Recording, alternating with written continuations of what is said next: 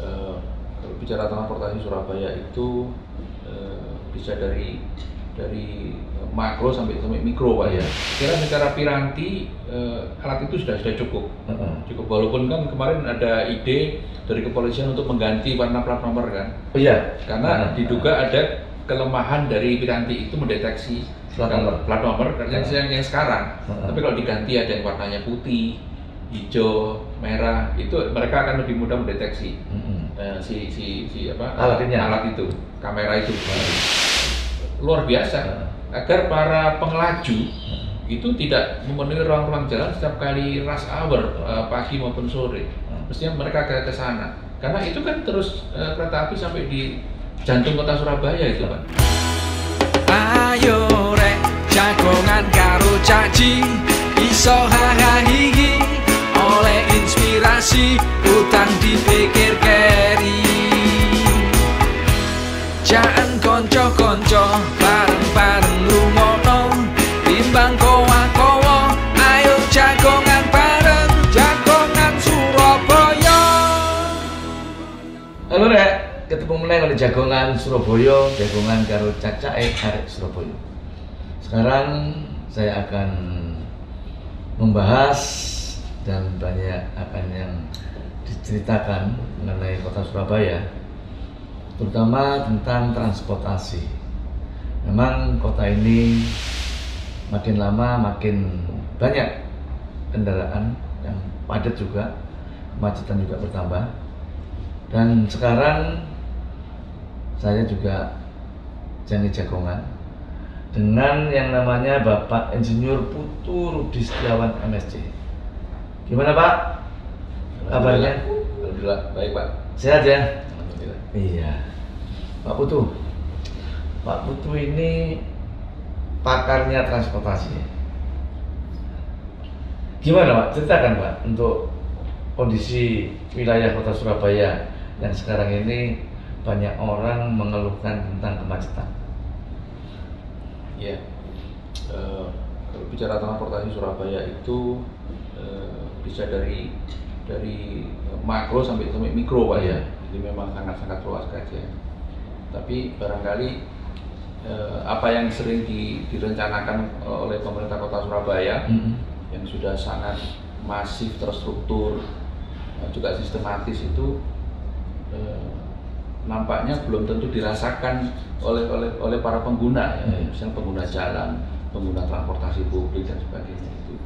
Nah ini karena memang transportasi itu kan melibatkan komponen-komponen yang dinamis, berubah modanya karena teknologi, karena inovasi, juga berubah perilakunya, berubah juga karena karena adanya teknologi begitu. Dan ini ya yang saya pikir belum tentu bisa di-cover oleh sebuah perencanaan transportasi. Makanya perencanaan transportasi itu harus dinamis. Contohnya misalkan seperti gini Pak, transportasi publik massal yang dirancang sangat sempurna oleh Pemkot Surabaya seperti tramway Utara Selatan atau yang Barat Timur itu dengan menggunakan LRT. Ini kan perencanaannya bagus, tetapi ketika sampai diimplementasi tergantung banyak hal. Dalam hal ini adalah soal anggaran, soal pendanaan, soal budgeting yang merupakan kolaborasi dengan pemerintah selain Kota Surabaya, bisa dengan Pemprov, bisa dengan kementerian. Nah ini ketika perencanaan bagus, ada keterbatasan anggaran, ada persoalan di anggaran, maka yang sampai ke masyarakat mungkin hanya berupa tempat parkir yang di Darmo itu, gitu, park and ride yang di Darmo. Lalu pemerintah, masyarakat merasa ini sebetulnya jadi atau tidak. Kenapa yang terwujud hanya berupa park and ride? Lalu mana sebetulnya sarananya mana? Begitu. Jadi tapi tidak mudah juga karena ini kan sistemik Pak ya. Sistemik. Pemerintah sudah merancang seperti begitu, tapi ada hal yang di luar kendalinya dan itu saya pikir normal saja. Dan ini yang perlu disampaikan Pak kepada masyarakat.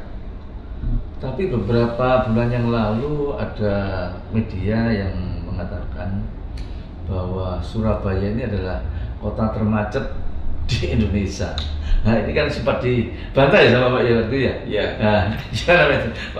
Ada suatu hal yang riset yang dikatakan riset katanya. Wah Surabaya, nah, saya merasakan sih ya nggak terlalu macet amat. Ya macet, Pak, nggak terlalu kayak Jakarta gitu loh. Artinya kalau kita janjian sama orang masih bisa on time. Kalau dibanding di Jakarta janjian jam sekian, kita berangkat di tengah jalan kena macet sudah buyar semua. Ganti ngojek ya. Kalau di Jakarta ganti naik ojek baru bisa nepati janji. Tapi kalau tetap kita mempertahankan pakai roda 4 ya pasti nggak nutup. Gimana Pak? Ya, itu risetnya Inrix ya. Ya. Telah dilakukan per tahun secara serial.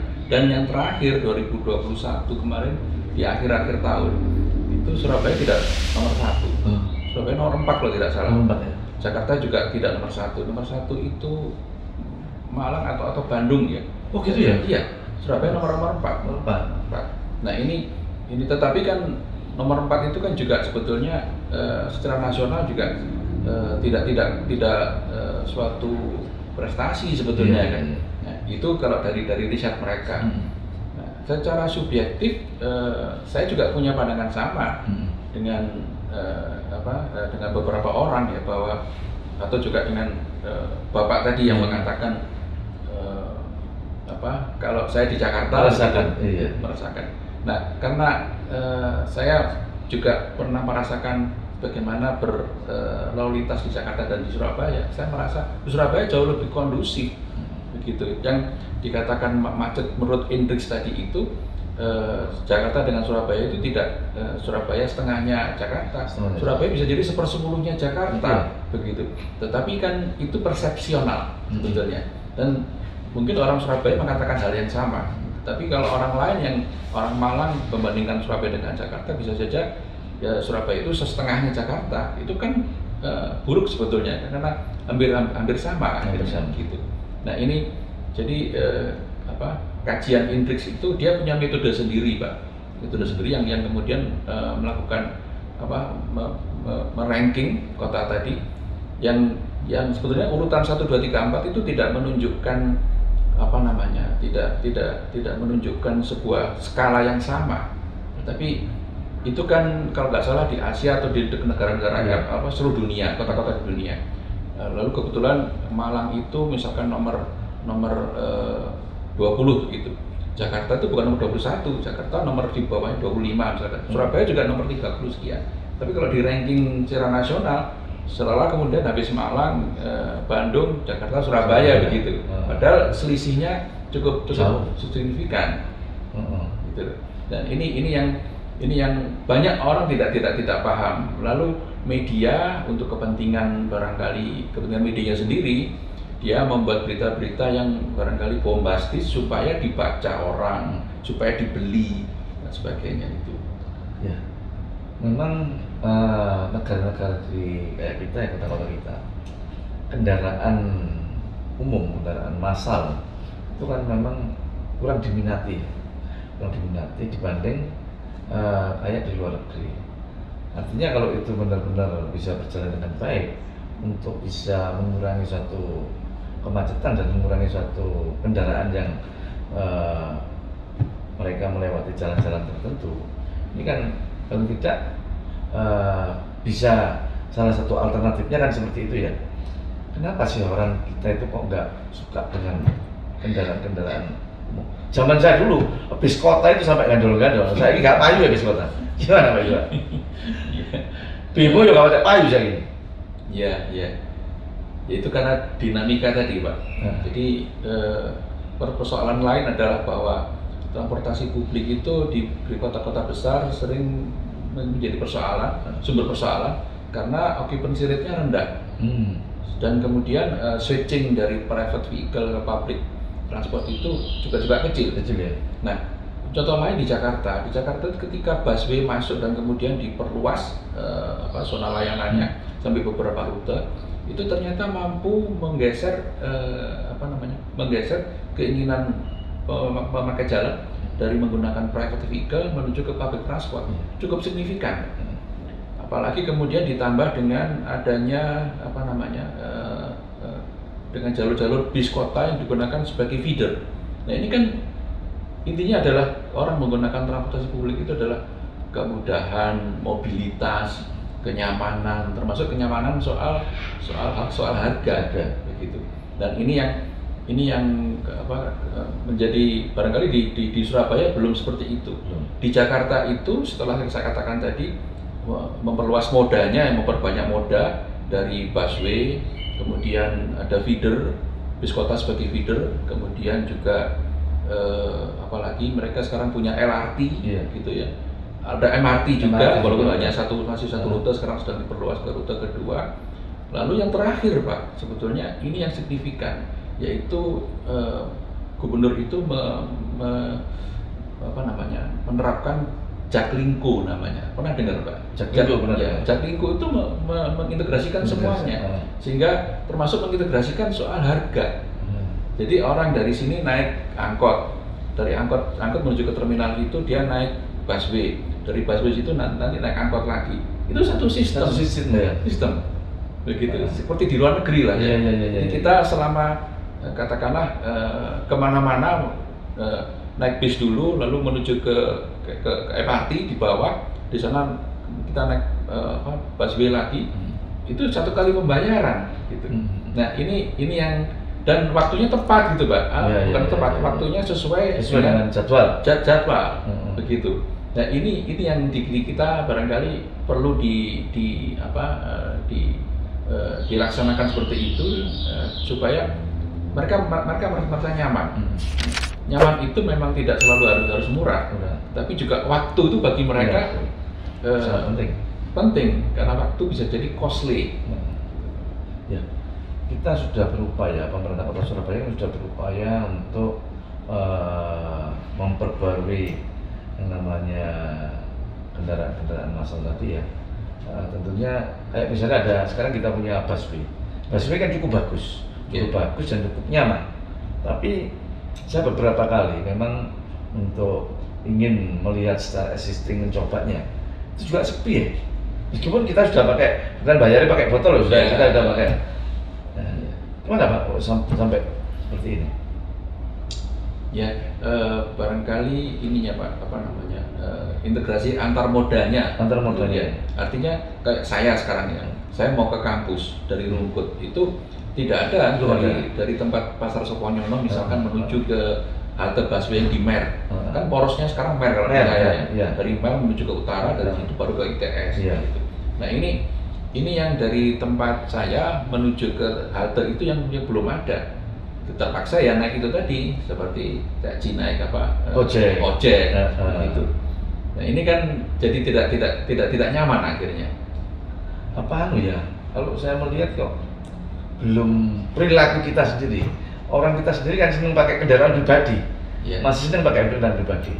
Di samping itu mungkin sekarang kita juga punya yang namanya kendaraan yang menjemput ya kayak Grab, kayak yang lain-lainnya, roda empat yang lainnya.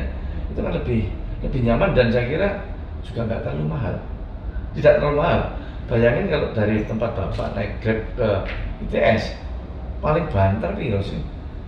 40.000 ya segituan, 30.000-an ya. Nah, kita naik bis Surabaya itu ya nggak jauh daripada itu. Kita sudah dijemput di depan rumah. Nah, tapi kalau seperti itu terus kendaraan makin bertambah tapi jalan tidak berkembang. Akhirnya timbul satu kemacetan.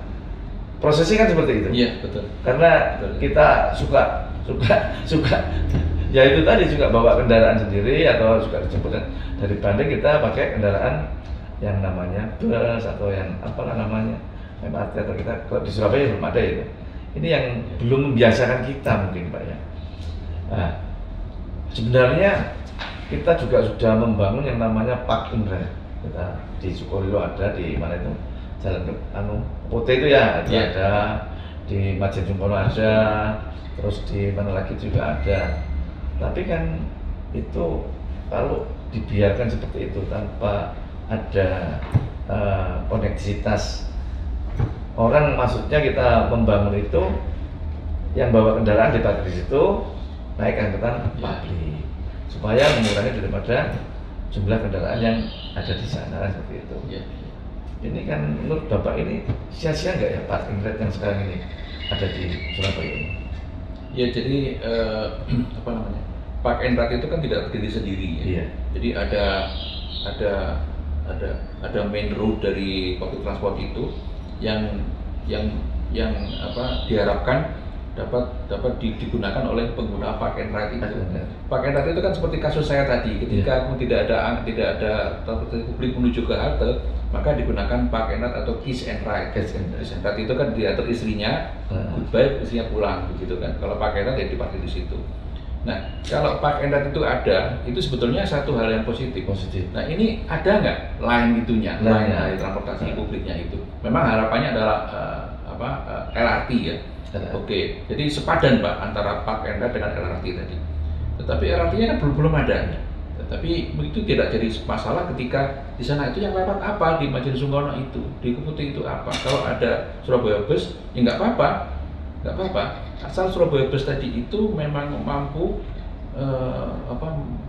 memberikan kepuasan mobilitas kepada para pengguna park and ride tadi. Karena kalau dia ada di situ ya, parkir di sana, dia menuju ke mana sekarang? Menuju ke Surabaya Timur. Maka dia juga menghitung Pak. Kalau dia naik Surabaya Bus dari situ, apakah kira-kira dia akan sampai di sana tepat pada waktu yang dia dibutuhkan? Tidak, dia setting. Kalau tidak, ya lebih baik dia naik, dia nggak gunakan park and ride. Dia pakai kendaraan sendiri saja. Begitu. Manusia kan orang kota pasti berpikir rasional. Begitu. Kalau kita menghitung itu tidak tepat waktu, sedangkan waktu itu benar-benar sekarang ini hal yang menjadi suatu kebutuhan kita, janjian sama orang harus tepat. Kalau enggak, waduh ini celoko ini di senani orang kan, dimarahi orang kan seperti itu. Tetapi di Surabaya sendiri saya melihat akhir-akhir ini memang jalan yang dilewati ini kan ya tidak terlalu banyak berkembang. Paling berkembang ada jalan jembatan layang yang ada di Kupang itu kan cuma penghubung saja. Terus yang lain-lainnya saya kira yang di wilayah timur ya cuma Mer itu aja, sementara masih Mer aja. Yang di barat yang untuk JLLB juga belum selesai kan begitu. Artinya kendaraan makin lama makin terus bertambah dan tidak ada pembatasan daripada tahun yang dinaiki. Ini justru akan menambah. Nah, tapi dengan adanya suatu teknologi, ya ada berkurangnya. Bemo berkurang sekarang udah. Nah, makin lama bemo udah berkurang, makin terkikis dan tidak ada peminatnya. Karena kalau dengan adanya satu teknologi yang dipunyai Grab misalnya, mereka dengan kendaraan nyaman, jemput bola, dan saya kira bisa tepat waktu. Mereka berlomba-lomba untuk membuat seperti itu. Nah, kalau untuk Surabaya sendiri, dan saya sering disambati sama orang-orang yang ya supir-supir bemo lah, supir-supir bemo baik yang di Bratan, di Jembatan Merah maupun yang di Wonokromo.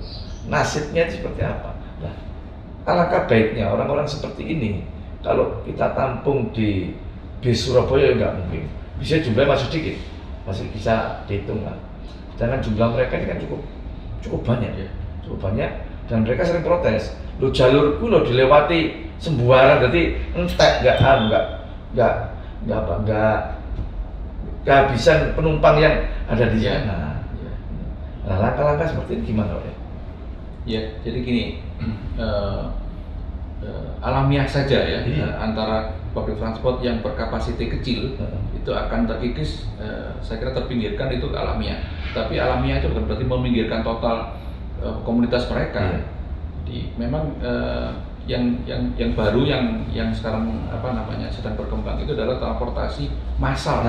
Massal itu berarti yang kapasitas kecil itu makin lama makin tidak efisien mestinya. Diganti dengan transportasi publik yang bersifat massal, apalagi massal cepat, AMC ya, angkutan massal cepat, seperti MRT begitu ya. Nah, biasanya proses ini bisa dilakukan tanpa meminggirkan mereka. Angkutan itu bisa dipakai sebagai feeder Pak. Dulu kan ada becak kan, bemo itu pun juga angkot tapi kapasitasnya kecil. Diganti dengan angkot, dia juga merasa terpinggirkan juga sebetulnya. Tapi dengan mudah dia bisa switching menjadi pengemudi angkot, begitu. Nah pengemudi angkot juga bisa menjadi pengemudi bis kota atau busway tadi, tapi kan terbatas ya, karena armadanya terbatas. Nah, ini sebetulnya angkot itu bisa sebagai penggantinya becak, Pak, bisa masuk ke kawasan-kawasan permukiman, sehingga dia bisa dipakai sebagai feeder bagi transportasi busway tadi, begitu ya. Nah, lalu soal tadi jenengan mengatakan nasib mereka ya, nasib sosial ekonomi mereka. Cak Ji pernah mendengar BTS ya, By the Service. Nah, kan Surabaya juga dapat itu dapat sumbangan dari pusat. Iya, CSR. Apa itu dari Menteri Perhubungan. Menteri Perhubungan. Kalau nggak salah bisnya namanya apa? Berkaitan dengan nama Semanggi ya, kalau jelas. Semanggi. Nah, itu kan begini, Pak. Itu juga dilakukan di Jakarta. Saya tidak mendewakan Jakarta ya, tapi secara rasional yang mereka lakukan itu hampir sama.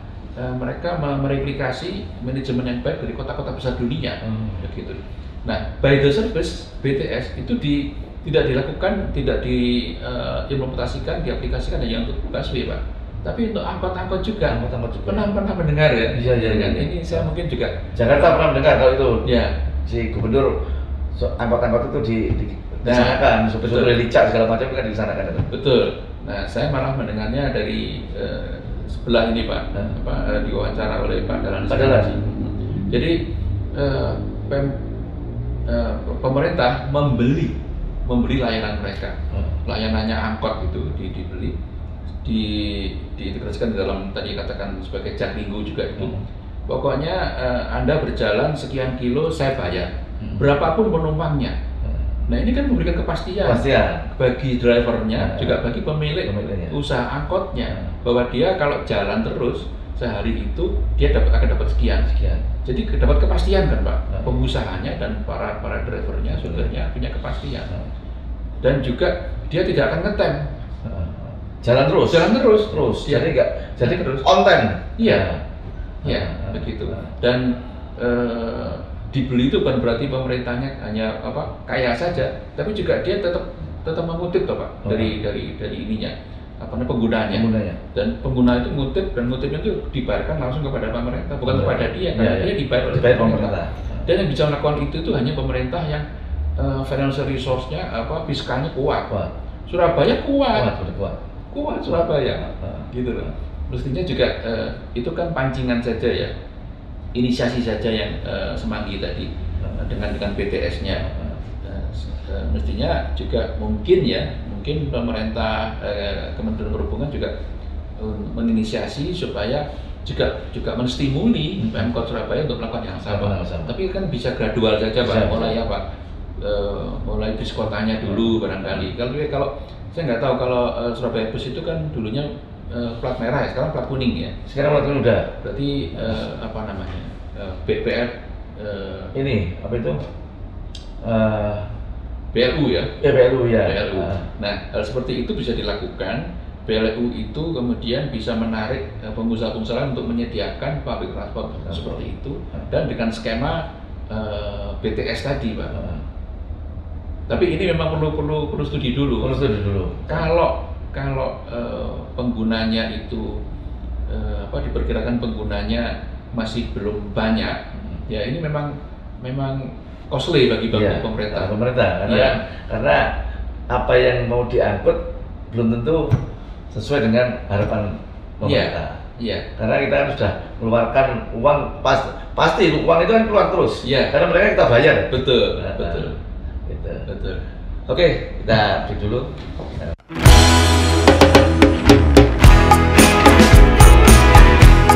Hai guys, kalau mau bikin suatu souvenir atau citra mata, ini ada namanya acrylic planner ya, produk UMKM, atau yang namanya acrylic official. Pesan di sini, harganya cukup terjangkau dan pengerjaannya cepat, singkat, tepat waktu. Ada di Instagram bawah ini, dan nomor teleponnya juga tertera guys ya. Bisa untuk segala macam souvenir. buat teman-teman warga Surabaya maupun warga kota lain yang menyaksikan acara ini ada produk akrilik yang saya kira cukup inovatif ya, dan jadi dikatakan harganya juga terjangkau, dan ini produk UMKM yang harusnya tetap kita dukung. Oke, lanjut ada Jagongan Surabaya. Pak, kemarin mungkin ya Bapak ya yang menginisiasi memberikan suatu inovatif bahwa ada e-tilang ya? E-tilang ya? Iya. Gimana Pak kok bisa ada seperti itu? Ini kan kayak di luar negeri. Jadi, saya kenapa ngomong e-tilang?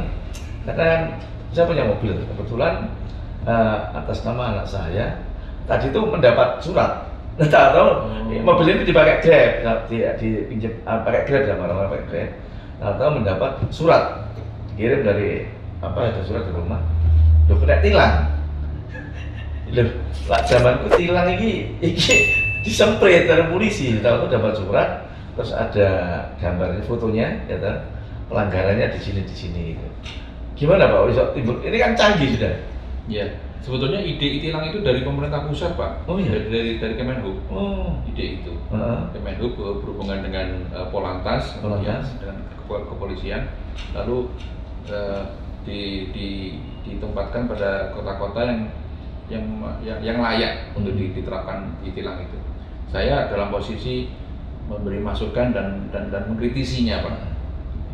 Jadi memang jumlah pemakai jalan itu pengguna lalu lintas itu sangat banyak dan bertambah terus, terutama di daerah perkotaan. Nah, sementara ruang untuk bertransportasi di kota itu kan juga bukan semakin, tapi tidak pernah bertambah secara signifikan. Dan ini sumber dari pelanggaran. Begitu. Persoalannya adalah kita sering melihat sebelum ada e-tilang itu bahwa pelanggaran di depan mata kita, tetapi sepertinya kota ini tidak punya aturan seperti itu kan. Karena ternyata tidak diberi sanksi, karena tidak ada kepolisian, tidak ada polisi, dan ada polisi pun juga mereka terlalu banyak populasinya. Maka e-tilang itu saya pikir itu langkah-langkah maju, dan ya memang itu replikasi dari kota-kota di dunia, di dunia. Persoalannya adalah bahwa karena aparat terbatas, jumlah pengguna jalan banyak, jumlah pelanggar juga banyak. Maka ini tidak bisa dibiarkan, harus menggunakan teknologi, dan salah satunya adalah e-tilang itu. Gitu loh. Tapi memang e-tilang itu kalau mau diterapkan sesuai dengan kapasitas fiskal ya bertahap ya. Tidak di semua tempat dulu, di tempat-tempat di mana pelanggarannya tinggi itu perlu riset dulu. Tempat-tempat pelanggarannya tinggi, potensi pelanggaran tinggi dipasang itu. Tapi tidak hanya itu, selanjutnya juga terus bertahap sehingga di semua tempat itu tercover gitu. Dan kepolisian ini nampaknya punya ide lain lagi, terutama Polda Jatim bikin Inkar itu Pak. Inkar. Jadi instrumen semacam e-tilang, tapi ditempatkan di mobil.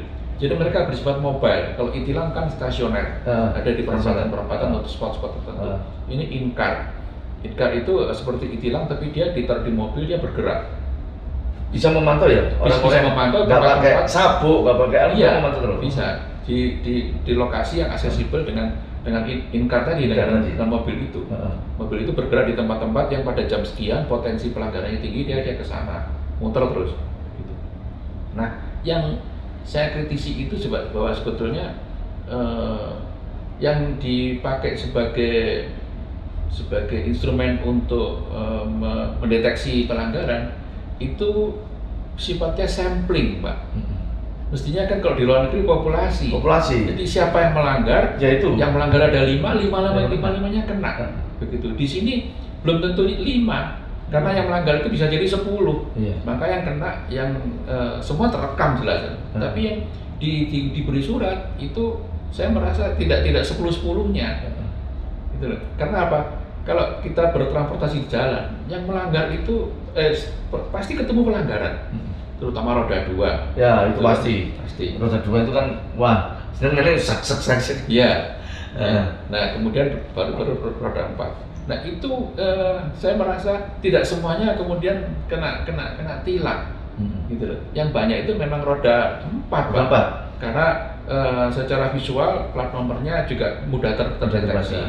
Kendaraan roda 2 itu kadang-kadang modifikasinya luar biasa sehingga juga tidak bisa terdeteksi oleh tilang itu. Sehingga saya memberikan kritik itu adalah bahwa supaya jangan menggunakan metode sampling, tapi populasi yang melanggar jumlahnya berapa itu ya, itu harus ditilang supaya apa? Efek jerah, Pak. Efek jerah. Makanya beberapa waktu lalu juga teman saya kesini sih, sepeda motor dia, Pak, saya kena etilang ya.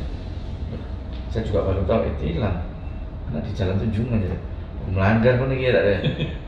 Artinya gini, itu kan sebagai pendapatan atau pajak itu langsung masuk, nggak ada negosiasi, karena surat itu langsung dikirim ke rumah bersangkutan, kan seperti itu.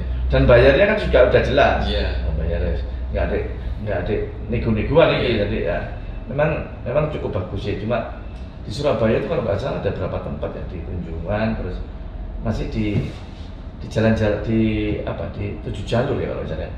Jalan utama, padahal di pinggir-pinggiran juga banyak so. Orang robot ini kan ya masih banyak sekali. Ini kan belum adanya suatu kesadaran ya, bahwa sebenarnya kalau melanggar itu sebenarnya juga membahayakan dan memang itu dilarang seperti itu. Mungkin kedepannya yang tadi Bapak katakan, ini jangan cuma sampling populasi. Kalau populasi berarti kan nanti pendapatan kita lebih banyak, Pak ya? Iya, semakin banyak. Semakin banyak pendapatan kita. Jadi ini di samping efek jerah, di samping itu orang juga akan melanggar itu kan berhitung. Nah, kalau makin sering mereka lakukan, mereka akan kena denda, akan kena pajaknya lagi kan seperti itu. Ini yang paling bagus Pak sebenarnya. Tadi kan ada yang punyaan Polda, Incar, ada yang kita punya juga yang stasioner ya. Sebenarnya kalau untuk Surabaya itu yang diterapkan yang paling bagus yang secara populasi atau memang yang pakai sampling, karena kita kan Surabaya ini kan perkotaan ya, bukan untuk daerah kabupaten yang lain, yang ini kota-kota. Gimana Pak? Yang pasti yang harus menimbulkan efek jerah yang populasi. Yang populasi. Saya kira secara piranti alat itu sudah cukup. Cukup, walaupun kan kemarin ada ide dari kepolisian untuk mengganti warna plat nomor kan. Karena diduga ada kelemahan dari piranti itu mendeteksi plat nomor yang sekarang. Tapi kalau diganti ada yang warnanya putih, hijau, merah, itu mereka akan lebih mudah mendeteksi alat itu, kamera itu begitu ya. Jadi menurut saya tetap saja alat itu dipakai, tapi diperluas di hampir semua spot-spot yang dimana banyak pelanggaran, gitu loh. Itu akan tapi perlu riset dulu Pak, perlu survei dulu mana tempat-tempat banyak pelanggaran, di situ lagi pasang.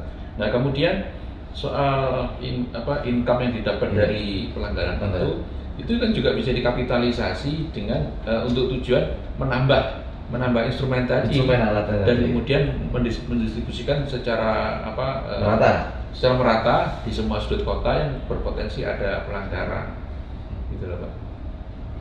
Kemacetan memang kota itu dikatakan berhasil apabila satu, banjir tidak terlalu banyak banjir. Kedua, kemacetan bisa diatasi. Yang ketiga, tentunya sampah. 3 item ini kalau kita bisa memanage dengan baik, saya kira kota ini akan bisa maju, kota ini juga akan bisa berkembang dengan baik, dan ini yang kita harapkan.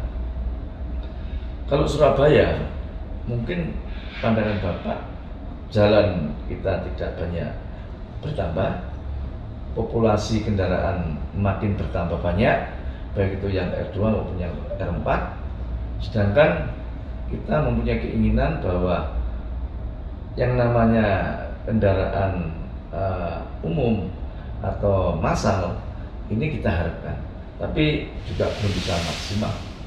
saran-saran Bapak gimana yang terbaik untuk Surabaya dengan kondisi yang seperti ini? Ya, hanya Pak, yang macetnya, banjirnya, yang macetnya. Ya. Jadi menurut saya sudah harus warga kota-kota di dunia itu sudah beralih Pak dari transportasi private ke transportasi publik Pak. Dan juga dilakukan bukan dengan cara ini ya, bukan saja dengan cara memberikan memberikan sanksi kepada pelanggar-pelanggar, tetapi juga sebetulnya memberikan ruang lebih banyak kepada tempat pejalan kaki dan pengguna kendaraan non motorized, bukan sepeda misalkan eco-waste itu ya. Sehingga kemudian kota-kota besar di dunia itu memperkecil ruang jalannya untuk memberikan ruang bagi pejalan kaki dan pegawai itu tadi. Gitu. Tapi ini kan butuh kesepakatan Pak sebetulnya. Kota-kota di dunia itu sebesar-besarnya kota di dunia, di Eropa misalkan, di Amsterdam, di Berlin, di Paris, itu masih lebih besar kota kita Pak. Masih lebih banyak pemakai jalan di kota kita. Macetnya juga lebih macet kita gitu. Nah itu kalau alat-alat itu lebih applicable memang diterapkan di sana. Di yang namanya pelanggaran itu juga tidak banyak.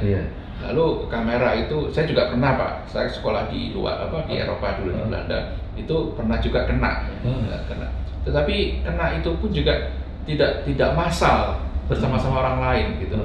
Kena karena kita sendiri salah dan di perempatan itu, di pertigaan itu barangkali cuma ada 2 mobil, 3 mobil. Di kita kan mungkin belasan mobil dan puluhan sepeda motor di sebuah persimpangan. Itu satu sisi, satu lengan. Di lengan yang lain juga ada. Jumlahnya banyak. Dan ini yang saya pikir sudah waktunya beralih ke transportasi publik dan ruang-ruang jalan itu kemudian diperkecil untuk apa? Untuk transportasi publik. Busway itu mestinya di Ahmad Yani sudah diberikan tempat Pak, lane terpisah, dedicated line, supaya mereka itu supaya tepat waktu, begitu. Dan sampai terus ke arah utara. Di mana ada busway disediakan dedicated line di sana. Surabaya juga nanti akan punya tram line kan. Nah tram line itu mestinya juga jalur terpisah saja, karena yang didesain itu kalau tidak salah jalurnya jadi satu, seperti yang dulu zaman Belanda. Tapi zaman Belanda itu kan traffic kita rendah. Nah, masih sedikit sekali. Nah kalau seperti sekarang jadi satu di satu ruang yang sama, ada juga potensi untuk bersinggungan, potensi kecelakaan kan, apalagi dengan R2 misalnya. Nah itu sehingga menurut saya tadi itu bahwa berpindahlah ke berpindahlah ke transportasi publik, kemudian tentunya dengan banyak hal upaya ya, termasuk mengubah budaya tadi itu, mengubah budaya transportasi privat, kemudian memperkecil ruang-ruang jalan itu untuk tujuannya memberikan kesempatan bagi pejalan kaki. Bukan berarti pejalan kaki dari saya ke ITS, bukan. Pejalan kaki itu di sekitar komplek ITS, di Dharma Husada Indah itu gitu ya. Saja spot saja begitu. Di pusat kota, dari kantor Pemda sekitar sini ke Delta Plaza, ke TB itu kan masih mungkin untuk jalan kaki Pak. Yang kedua dengan roda dua tapi yang sepeda, tidak menggunakan motor. Nah dengan begitu mereka yang akan menggunakan akan bermobilitas menuju ke tempat-tempat lain, dia berpikir lebih enak ini ternyata naik kendaraan umum gitu ya. Karena juga selain tepat waktu juga murah dan nyaman dalam arti kan nyaman secara klimat Pak, secara temperatur udara, bersih, udara bersih dan sebagainya. Saya kira seperti itu. Kalau nambah jalan tol? Jalan tol itu kan kepentingannya ekonomi Pak ya. Jadi saya ada ya teman-teman yang punya pendapat, buat apa di kota dibangun jalan tol gitu. Karena ada contohnya kota di Seoul itu jalan tolnya di tengah kota sudah dirobohkan. Nah, kalau saya berpendapat jalan tol itu perlu karena jalan tol itu bagian dari backbone-nya ekonomi. Bukan untuk orang beli rokok, bukan untuk orang ke kampus sebetulnya. Jadi jalan tol yang di tengah kota Surabaya yang batal itu orang banyak mikir nggak usah, buat apa? Itu kan nanti menambah menambah ruwet karena harus membebaskan lahan dan juga menimbulkan polusi. Gitu kan. Nah, orang tidak banyak tahu bahwa jalan tol yang didesain di tengah kota itu, saya juga nggak setuju kalau di tengah kota ya. Itu adalah tujuannya menghubungkan, mengkoneksi suatu pusat ekonomi antara produsen dan tempat marketingnya. Surabaya itu marketingnya dan port menuju ke luar, gitu kan. Dari mana? Dari Malang, dari Lumajang, dari selatan itu Blitar menuju ke Pelabuhan Perak melalui tol itu. Yang makanya kalau sekarang kita naik tol Pak ya di Surabaya Barat itu, tol yang sekarang ada, itu tidak nyaman kan? Tidak nyaman. Yang nyaman karena di sebelah kiri kanan itu truk, kendaraan, itu ekonomi mereka. Gitu. Kemudian kok lambat ya? Truknya ada 3 jalur lambat semua. Ya itu memang ekonomi kita tuh pendompleng saja di jalan tol. Cuma ngikut saja karena tujuan kita bukan ekonomi ya. Kita mau ke Surabaya Barat lebih cepat Pak sini. Kita mau misalkan mau ke mall di sebelah Surabaya Barat itu saja. Tapi mereka itu ekonomi, pendengar ekonomi peran terhadap ekonomi dengan kendaraan umum kendaraan pengangkut truk itu lebih besar daripada urusan kita. Gitu. Ya, saya ingat betul pada saat Burisma tadi RT/RW-nya sudah jelas kalau tol tengah kota udah ditolak lah, udah baik itu RT/RW yang ada di sini di provinsi maupun di nasional sudah tidak diperbolehkan.